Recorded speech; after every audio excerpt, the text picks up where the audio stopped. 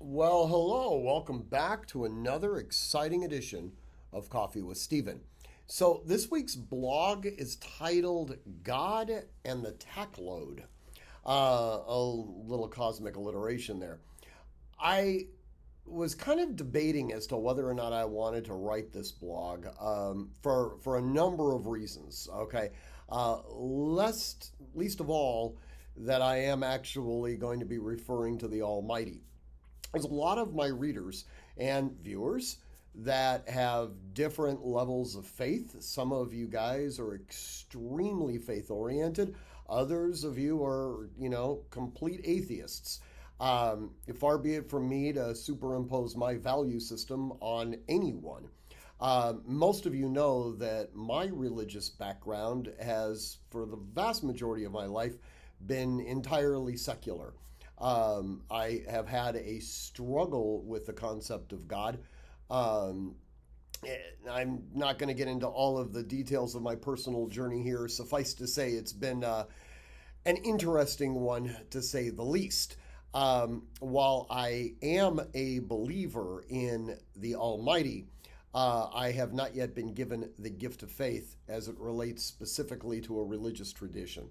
But that notwithstanding, there's an extraordinarily powerful argument for the concept of God. And, it was very interesting. A good friend of mine, Dan Gwaltney, who I'm sure is reading this blog as we speak, had said something to me which I thought was very profound.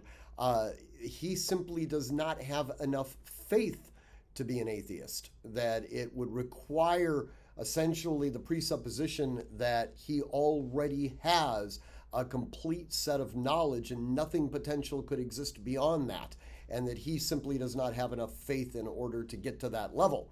Kind of a reverse engineering of the entire concept, and I always thought that there was something uniquely poetic in that statement. But how does this relate to something like a tac load? Well, in the blog, I talk about something that I read from Dr. Peterson. Many of you are well aware of Jordan Peterson, somewhat controversial individual, although to be quite candid with you, I have absolutely no idea why he is considered controversial.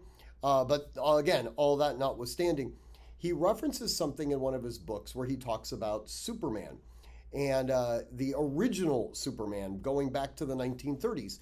Unbeknownst to me, Superman, pardon me, as it was originally developed, was essentially godlike. He was completely impervious to everything. Kryptonite was not in the original script. He had no limitations. He was omniscient. He was essentially omnipresent through the power of extreme speed of locomotion, and he was immortal, right? Essentially falling within all the characteristics of deity. And what was interesting is that his readership started to dwindle. There was no risk in believing Superman, because if Superman was essentially incapable of being destroyed, then there was no rational antagonist to the narrative. You didn't need to read the comic book. You already knew how it was going to end. And because there was this dwindling readership, the writers of Superman invented the concept of kryptonite. There had to be some level of risk.